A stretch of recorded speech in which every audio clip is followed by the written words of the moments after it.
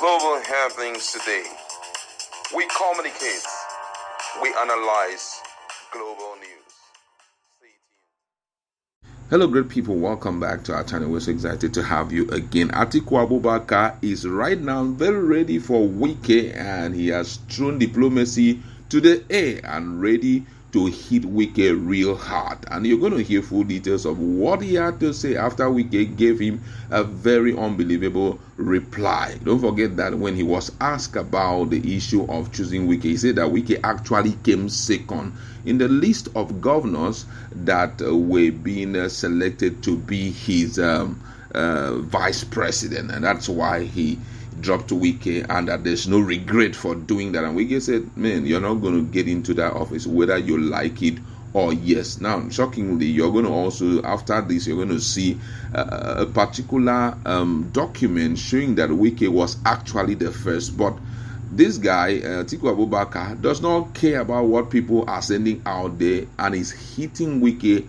hard. Let me give you details of what he had to tell Wike. The 2023 presidential candidate of the People Democratic Party, Atiku Abubakar, has accused the Minister of the Federal Capital Territory, Nyesom Wike, of having character deficiency. It was reported that Atiku made this known while responding to Wike's statement of lying during the holy month of Ramadan regarding the process that led to the selection of the vice presidential candidate for the PDP in the 2023 election. In a statement released on Saturday through his media aide Lere Olayinka, Wike responded to Atiku's claim that a committee set up by the PDP had ranked the former governor of Delta State, Ifeanyi Okowa, as a top choice for the party's vice presidential candidate. According to Atiku, Wike was ranked second, with former Akwa Ibom State Governor Odom Emmanuel in third place. Atiku claimed that he picked Okowa based on the committee's recommendation. Olayinka strongly refuted Atiku's account, questioning how a person who received only 2 votes could be ranked higher than someone who garnered 13 votes. However, in a statement signed by Atiku Media Office in Abuja on Saturday titled "Learning Without Character is Equal to Zero," the former vice president criticized Wike, saying that numbers are meaningless without good conduct and humility. He further cited the current crisis in Rivers State, stressing that Wike's conduct in recent times has made it clear he was unsuitable for the vice presidential slot. This way, the statement made by Atiku. He says the attention of Atiku Media Office has been drawn to yet another emotional outburst disguised as a press statement from the camp of Minister of the Federal Capital Territory Chief Nyesom Wike, issued by his aide Lere Olayinka. While we understand that bitterness often finds expression in misplaced aggression, we must remind Mr. Wike and his team that a bitter heart isn't capable of charity, nor does it inspire unity, healing, or truth. Once again, facts have been twisted in a desperate attempt to rewrite history. Mr. Wike, through his spokesperson, claimed that he had 13 votes from a committee set up to recommend a vice presidential running mate, while Dr. Ifeanyi Okowa had only 2. Let us be clear.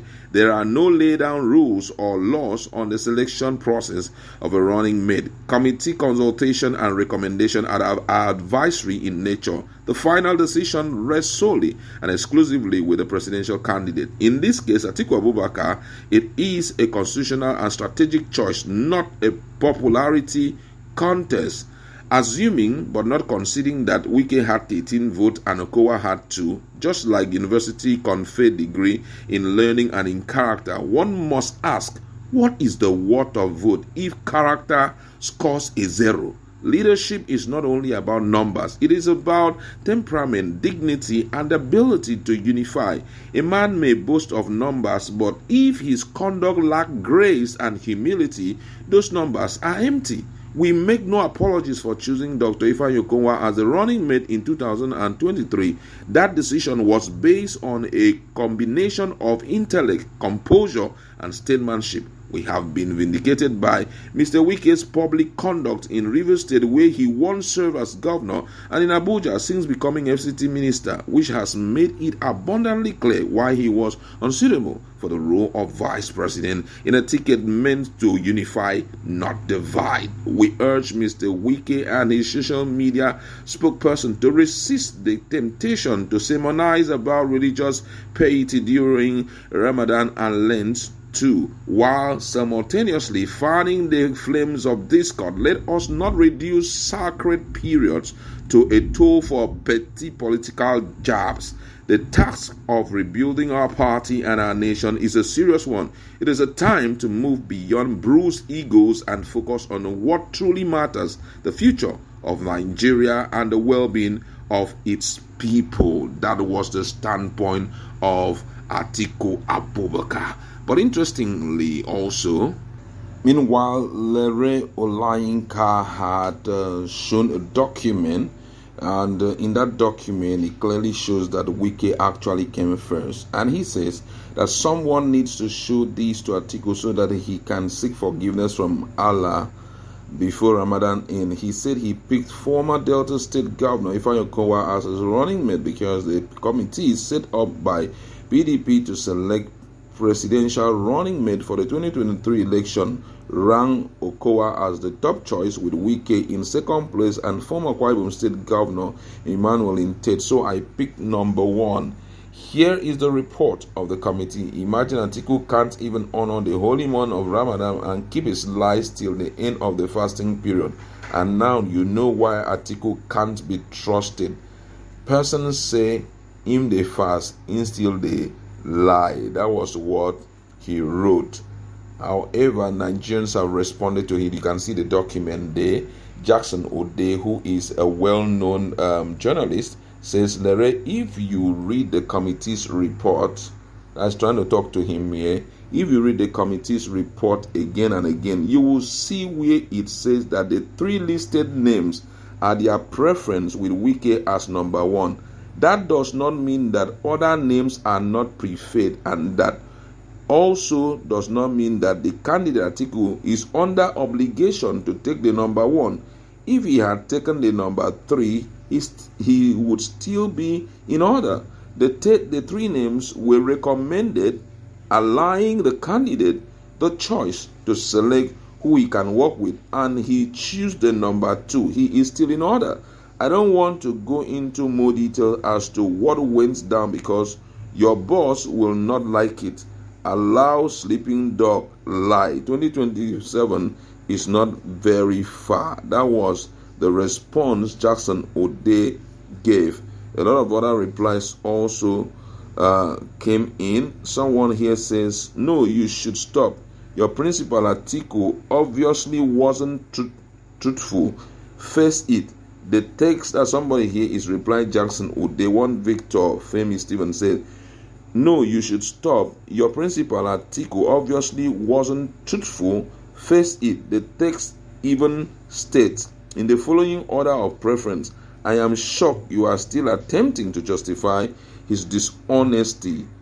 Wow. You see people coming in there, to talk about it. And someone here, one Timeless say Atiku was emphatic in the interview that he chose number one, which was Okowa, but the truth soon caught up with him, revealed Wike was number one. How do you think that babe that interviewed Atiku will feel right now? Now you see a lot of people are coming after Atiku that he actually lied, but Atiku is of the opinion that character is of great importance here. Whatever that we have to do, character is of great importance, and that it has already been proven via the character of Wike that he's not suitable for that position, because that position requires someone who can unify and not someone who can divide. One Batula says, now because of this type of people, Western countries will always ask us to write English tests